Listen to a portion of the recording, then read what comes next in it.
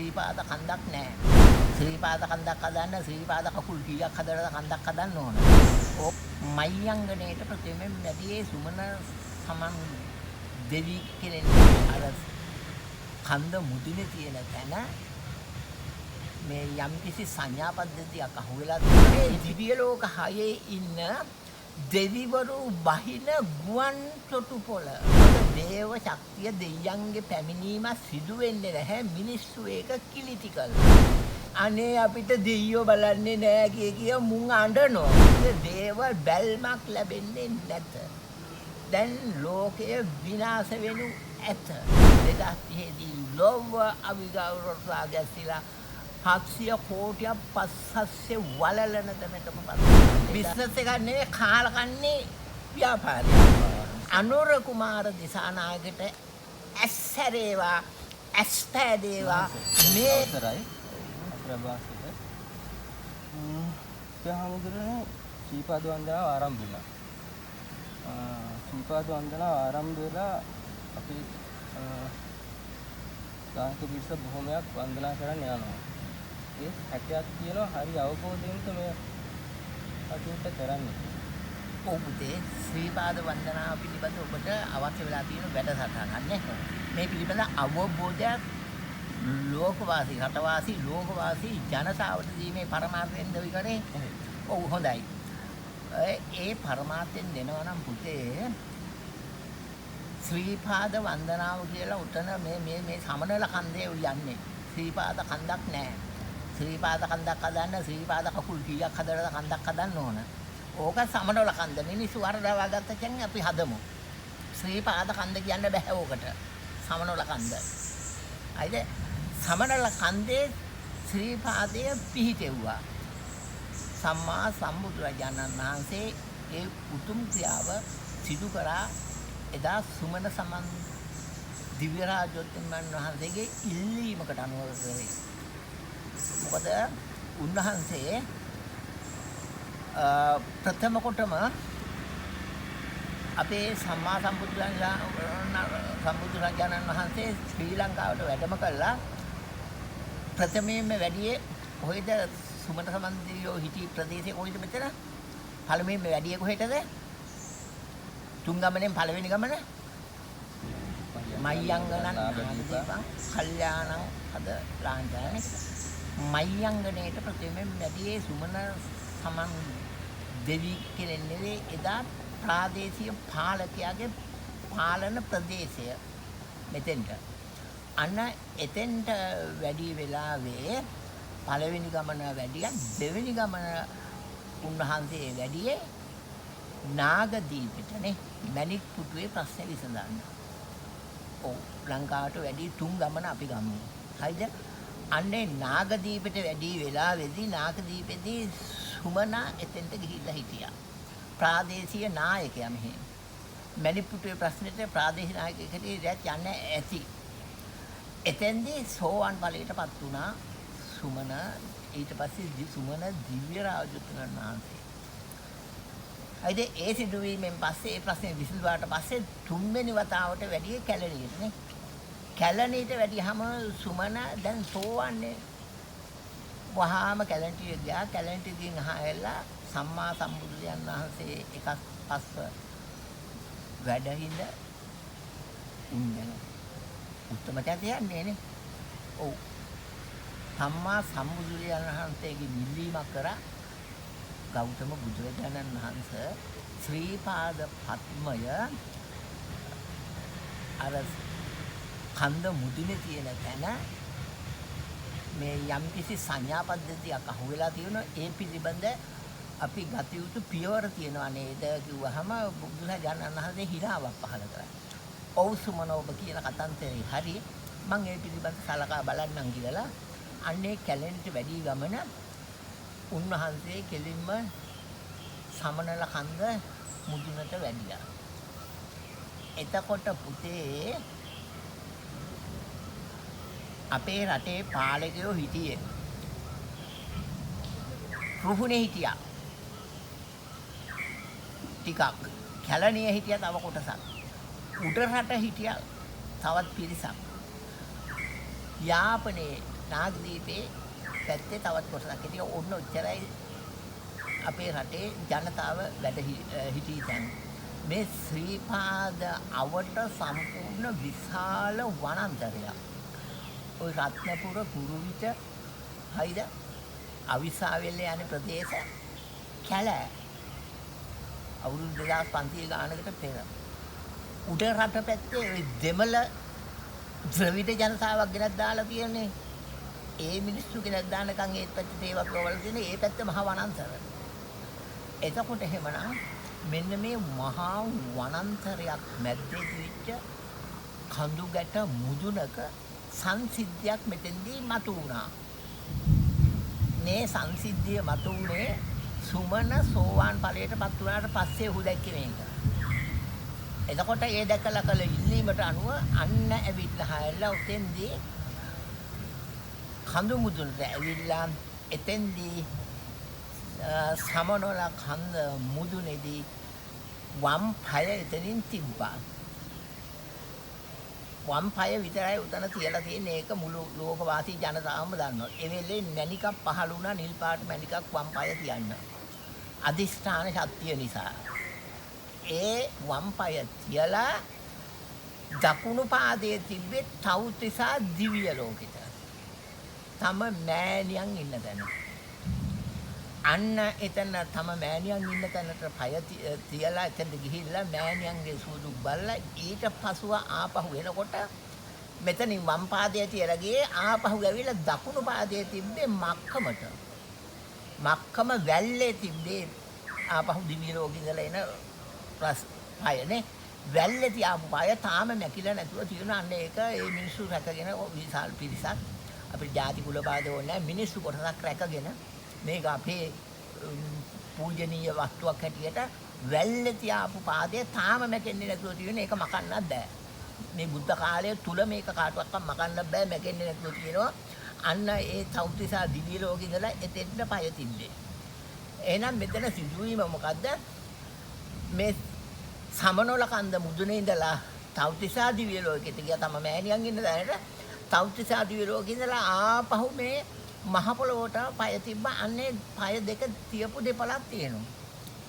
මෙන්න මේ සිදුවීම තමයි මුල් කරගත්තේ ඔබ ඔය අහන ප්‍රශ්නෙට. එතකොට දැන් ඔබට ලොකු මනෝභාවයේ කැළඹිල්ලක් තියෙන සෙනග යනවා මේ සමනොල කන්දට නේද? ඔව්. ඔබ දැන් ඇහුවේ ශ්‍රීපාද කන්ද නෑ පුතේ, මේක සමනොල කන්ද. ලංකාව වටේම හිටියේ දෙසැම්බර් මාසෙන් පස්සේ සමනලු කීට ඇති වෙලා හතර වටෙන්ම සමනල්ලු ගිහිල්ලා හැයලා ඔන්න ඔය සමනොල කන්ද මුදුන තමයි සියලුම සමනල්ලු ගිහිල්ලා තියෙන්නේ. යම් කිසි මෙතන විශ්ව සත්‍යයක් තියෙන. ඒ විශ්ව සත්‍යය තමයි බුදුහාමුදුරුවෝ උතන දැකලා සුමන සමන දෙවියන් දැකලා ඒ සංඥා පද්ධතියක් තිබ්බේ. මොකද්ද මේ විශ්ව සත්‍ය කිව්වොත් පුතේ ඔබට අවශ්‍ය ප්‍රශ්නයක් තියෙනවා ප්‍රශ්න කරන්න මම උත්තර දෙනවා. දිව්‍ය ලෝක 6ක් අහලා තියෙනනේ අපි. අන්නේ දිව්‍ය ලෝක 6ේ ඉන්න දෙවිවරු බහින ගුවන් තොටුපොළ සමනොල කන්ද කියන්නේ.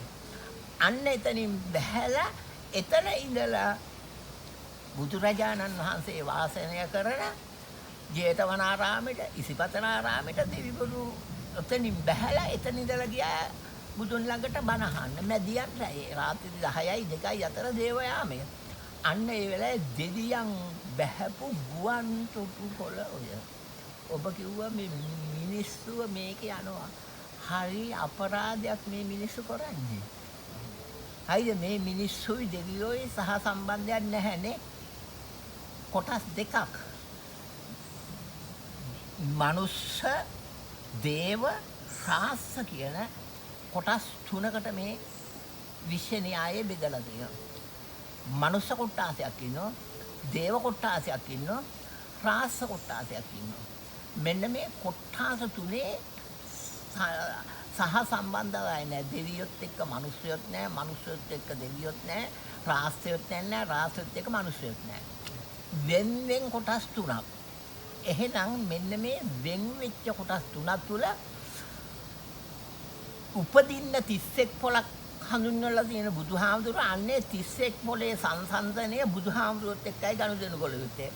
ඒ බුදුහාමුදුරුවෝ කියවපු 31 පොලෙන් 6 පොලක් තමයි ওই දිව්‍ය ලෝක 6. දිව්‍ය ලෝක 6 දෙවිවරු ඇවිල්ලා බහින ගුවන් තොටුපොළ අපිට අයිති තැනක් නොවේයි. ඒක අයිති නැති බව තේරෙන්නේ මේ ඒ දවස්වල සංසිද්ධිය වෙන වෙලාවේ මේ කිලෝමීටර් 100 ගණන් මහ වනාන්තරේ කිසිම කෙනෙකුට ওই වනාන්තරේ යන්න බෑ. අඩු ගානේ මහගිරි දඹේ ළඟට ගියොත් මිනිහෙක් එතනින් උඩට ගැරන්ඩියකටත් අදින්න බැරි සූක්ෂම 4 වටක් තියෙන්නේ නේ. ඉතින් එහෙම තැනකුත් මේක පාර කපාගෙන හාරගෙන මේ මිනිසා මේක උල්ලංඝනය කරගෙන ගියා. ගියාට පස්සේ සිදුවෙන්නේ මොකද්ද? මිනිස්සු මෙතන ගිහිල්ලා අපිරිසිදු කොල්ලා විනාශ කළා දැම්මා. ඊට පස්සේ දෙවියන් වඩීද උතෙන්ට වැඩලා මේ ලෝක ගෝලට දේව ශක්තිය අපි දෙවියන්ගේ පිහිට පතනෝනේ. හදිස්සියක් වුණාම අනේ දෙවි පිහිටයි කියලා කියනෝනේ. එතකොට ඒ දේව ශක්තිය උතෙන්ට පහත් වෙන්නේ නම් මොන දෙවි පිහිටක්ද පතන්න තියෙන්නේ? දැන් එහෙනම් දෙවියන්ගේ පිහිට පතලා වැඩක් නැහැ. මොකද දේව ශක්තිය දෙවියන්ගේ පැමිණීම සිදු වෙන්නේ නැහැ. මිනිස්සු ඒක කිලිටි කළා. ඒ මිනිස්සු කිලිටි කරපු නිසාම දෙවිවරු එන්නේ නැහැ. දැන් දෙයියෝ බලන්නේ නැහැ. ඒක නේද පුතේ මේ ඊයේ පෙරේදා උනේ මොකද්ද? මුළු ලංකාව පුරාම විශාල ව්‍යසනයක් වුණා. අනේ අපිට දෙයියෝ බලන්නේ නැහැ කිය මුන් අඬනෝ නේ. ඔව් අඬන්නලා වැඩක් නැහැ. ඒ මිනිස්සුම කරපු විනාශය. දේව ශක්තිය අහිමි වී ගිහින් තියෙනවා. මේ මිනිසා ගිහිල්ලා එතන කිලිටි වැඩ කරනවා. බරපතල කිලිටි වැඩ කරනවා. එතන මිනිස්සු යා යුතු තැනක් නොවේ යොතන. නිදහසේ දේව ශක්තිය දේව ආකර්ෂණයේ ලෝක ගෝලට අන්න ඒ හරහා. දැන් දේව ආකර්ෂණය නැහැ. නැත්තම් ඕක පැහැදිලි භාෂාවෙන් කිව්වේ දේව බැල්මක් ලැබෙන්නේ නැත. දැන් ලෝකය විනාශ වෙනු ඇත. ඒකේ පෙර නිමිති නෙවෙයිද දැන් තියෙන්නේ? ඔව් මෙන්න මේ සිද්ධිය සිදුවේගෙන යනවා පුතේ. මම මේ සිද්ධි මීට පෙර ගොඩක් කියලා දීලා තියෙන ඒවා තමයි ඔය උනේ. මීට අවුරුදු 5කට ඉස්සෙල්ලා කිව්වා මේ සිදුවීම වෙයි. ඒකට හේතුව දේව ආකර්ෂණය නොලැබීම. දැන් මේ විශාල විනාශයපත් වෙච්ච මිනිස්සු කෑ ගහනවා නේ අපිට දෙයියෝ බලන්නෙත්වත් නෑ, කන්න නැතෝ, බොන්න නැතෝ, දෙයියෝ බලන්නේ නැතෝ. නෑ දේව ආකර්ෂණය අපි විසින්ම විනාශ කළා දාලා. නැවත පාරක් මෙන්න මේ ශ්‍රී සමනෝල කන්දර යන්න තියෙන පාරවල් 3 වසා දමලා සම්පූර්ණයෙන් ඕක පිරිසිදු කරන තුරු පාරිශුද්ධ කරන තුරු මේ ලෝකෙට දේව ආකර්ෂණය නම් ලැබෙන්නේ නැහැ. විනාශයෙන් විනාශයටපත් වෙලා ලොකු ව්‍යසනයක් වෙනවා ඉදිරි කාලයේ සීමාව තුළ. පැහැදිලිව කිව්වෙත් කොටස් වශයෙන් 2030 දී විටින් විට ඔය වගේ නොයේ කැළඹින් ගිහින් 2030 දී ලෝව අවිගෞරව සාගැසිලා 700 කෝටියක් පස්සස්සේ වලලන තැනටමපත් වෙනවා. 2030 සැප්තැම්බර් මාසේ 22 වෙනිදා උදේ පාන්දර 3:42ට බරපතල විනාශයක් සිදු වෙලා ලෝකෙම කැළඹීමටපත් වෙයි. මොකද හේතුව මෙන්න මේ කරපු මිනිසා විසින් කරපු අපරාධ වැල්ලට විපාක ලැබෙනවා. ඒකයි පුතේ ඕ ගැන මට කියන්න තියෙන්නේ. ඔබට මේ පිළිබඳ තව මොනවද ගැටලු කියන දේක් අහන්න පුතේ ප්‍රශ්න කළා. හවුද මම හිතනවා මේක බිස්නස් එකක් කියලා. මේ සීසන් එකත් එක්කම ඔව් බිස්නස් එකක් කරගෙන ඉන්නේ. බිස්නස් එකක් නෙවෙයි කාලකන්නේ ව්‍යාපාරයක්. මිනිස්සු සදාගත්ත ක්‍රමයක් නේ. නිස්සංක මල්ල රජුරුවන්ගෙන් පසුව තමයි ඔය ශ්‍රීපාදේ ආක්‍රමණය කරන්න පටන් ගත්තේ. එතෙක් කිසි කෙනෙක් ඕකට ගියේ නෑ. නිස්සංක මල්ල රජුරුවෝ ඕක ආක්‍රමණය වෙලා හිටන් අයිද පෘතුගීසින් ඇවිල්ලා මේක විනාශ කරා, ලන්දේසින් ඇවිල්ලා විනාශ කරා, තව නොයෙක් ජාතින් ඇවිල්ලා විනාශ කරා, සුද්ධෝ ඇවිල්ලා ඊළඟට බටහිර ලෝකයේ මිනිස්සු ඇවිල්ලා මේක නැත්තටම විනාශම කළා දැම්මා. ඒ අපිට එවෙන්නේ මේ ජනතාවට විනාශය සිදු වෙන්නේ දේව බැල්මක් නොමැතිවීම. මෙන්න මේකට උත්තර පාලක පිරිසට තේරුම් අරගෙන කටයුතු කළා හැබෑම තත්ත්වෙ නම් නැවතත් අන්න ඒ ගමන් මාර්ග තුන වසා දැමිය යුතුය කිසි කෙනෙකුට යන්න බැරි තත්ත්වයට සම්පූර්ණයෙන් පවතලියව වනගත සිද්ධියක් හැටියට කැලේ වනාන්තරයේ වැවෙන් දීලා ওই පාරවල් වහලා තුන් පැත්තෙම යන පාරවල් වහලා දමලා අපේ ඉන්න දැනට කවුද රාජ්‍ය නායකයා පුතේ දැන්පත් වෙලා ඉන්නේ කවුද අපේ රටේ රාජ්‍යපාලකයා අනුර කුමාර දිසානායකට ඇස්සරේවා ඇස්පෑදේවා මේ රටට වෙන විනාශයට උත්තර සපයන්න මෙන්න මේ කියන දේවල් තමයි ඒකට මේ රට බේරගන්න නම් කරන්න තියෙන අපිට දෙයියන්ගේ පිහිට ලබා ගන්න සිදු වෙනවා. ඒක රාජ්‍ය පාලකෙක් හැටියට ඔහුගේ බලශක්තිය තියෙන රාජ්‍ය පාලකයට මූලිකත්වයක් හම්බ වෙන්නේ. ඔහුට පුළුවන් දෙයියන්ගේ පිහිට පතන්න රට වෙන්නේ. අයිද ඒ පිහිට පතන්න නම් ওই පාරවල් තුන වහලා දාපු ගමන්ම මේ කටසුවපත් වෙනවා. සම්පූර්ණයෙන් මේ අපරාධ රැල්ල සම්පූර්ණයෙන්ම නවතිනවා. මේ රට ගැන තියෙන තත්ත්වය විසඳ ගන්න එයාට පුළුවන්. ලෝකේ ප්‍රශ්නෙට ලෝකේ ඔක්කොම පාලකයන් එකතු වෙලා උත්තර හපයන්න ඕන. ඒවටත් උත්තර තියෙනවා. දැන් 2030 තමයි බරපතලම ප්‍රශ්නෙට මුහුණ සිදුවෙන්නේ. ඔන්න ඔය වගේ වැඩසටහනක් තමයි සිදු වෙමින් පවතින්නේ. දැන් තේරුණා නේද ලංකාවේ හැම තැනකටම විච්ච විනාශය. ඉතිහාසයේ මන් දන්න තරමේ මේ ලංකා ඉතිහාසයේ මේ වගේ විනාශයක් වෙච්ච පළවෙනි වතාව උක. අයිද මේ දෙවියොත් එක්ක සැබෑ ගනුදෙනුවක් දේව ආශිර්වාදයක් නොලැබීම. අයිද මාර විනාශයක් සිදුුනේ දේව ආශිර්වාදය නොලැබීම නිසා. මෙන්න මේ පණිවිඩයේ සමාජගත කරන්න පුතේ. ඔබට වෙනත් අහගන්න මේ පිළිබඳ ප්‍රශ්න තියෙනම් කියන දීර්ඝ වැඩසටහන් දෙන්න පුළුවන්. දැන් මේ තියෙන විවසනෙත් එක්ක අපේ මිනිස්සුන්ට හිතලා බලන්න හිතන්න මිනිහෙක් වුණොත් හිතන්න ඕන ගඟක් වුණොත් ගලන්න ඕන නොගලන ගඟ පල් වෙනවා නොහිතන මිනිහා වල් වෙනවා. ඒ මුදා ගැනීම අපේ රටේ දැන තියෙන ජනාධිපතිතුමා සතු යුතුයකමක්. ඔහු මේ රට හරියට ගෙනියන්න නම් මෙන්න මේ පණිවිඩයේ තේරුම් අරගනීවි. තේරුම් මේ පණිවිඩයේ යත්වා රාජ්‍යපාලකයාට ඔහු තේරුම් ගනිත්වා. එසේ වොත් මේ රට ගොඩ ගන්න පුළුවන්. ඔහු සුපිරි මිනිසෙක් සුපිරි රාජ්‍ය නායකයෙක් මේ ටික කරොත් මෙන්න මේ දෙවියන්ගේ ආශිර්වාදය ලැබෙන ක්‍රමයකට දේව ආශිර්වාද දෙවියන්ගේ පිහිටයි කියලා හරියන්නේ නැහැ. දෙවියන් මෙතන දර්ශනපතේ ඇති වෙන ක්‍රමයකට සලස්ස ගන්න ඕන. මේ කිලිටි ගති ටික උතනින් නැති කරලා සකස් කරොත් අන්න රාජ්‍යපාලකගේ ඉතිහාසගත වෙන රාජ්‍යපාලකයෙක් දෙයි. මෙන්න මේ කාර්ය කළා රට සුවපත් කරගත්තොත් ওই ටික තමයි පුතේ පැහැදිලිව කියා දෙන්න තියෙන්නේ. හොඳයි පුතේ එහෙනම් අද දවසේ ওই පැමිණීම සම්බන්ධයෙන් මේ පිළිබඳ අහගන්න. ඇත්ත වශයෙන්ම මේ ව්‍යසනයක් වෙච්ච මොහොතකම ඇවිල්ලා ඔබ මගෙන් මේ ප්‍රශ්න කරේ මේ ටික ශ්‍රීපාදය ගැන ගැහුවේ මේක නිසාම වෙන්නේ නැති මේ රටටම වෙච්ච විනාශය. ඔව් මේකෙන් තමයි ඒ සිදුවෙච්ච සිදුවීම අපි මේ කතා කරන්නේ ශ්‍රීපාදය. ඔව් මේ ඇත්ත වශයෙන්ම ඒ පිළිබඳ අහපු එක හොඳයි. මෙන්න මේ වැඩසටහන දියත් කරලා දාලා සකස් කරගන්න රට ජාතිය අපි බේරගමු කියන පණිවිඩයේ හිතේ දරාගෙන කටයුතු කරන්න රත්තරම් පුතේ. හොඳයි පුතේ ඔබට තෙරුවන් සරණයි. නමස්කාර පූර්ව ස්තුතිවන්ත වෙනවා. තමත් වටින දහම් කරුණු කාරණා රසක් අද සාකච්ඡා කරා. වහන්සේ දීර්ඝාෂ වාසනා කරනවා ශාසනය වෙනුවෙන් මේ මිනිස් වෙනුවෙන් තමත් දීර්ඝ කාලයක් වැඩ කරන්න ධෛර්යය ලැබේවා කියලා. හොඳයි පුතේ තෙරුවන් සරණයි.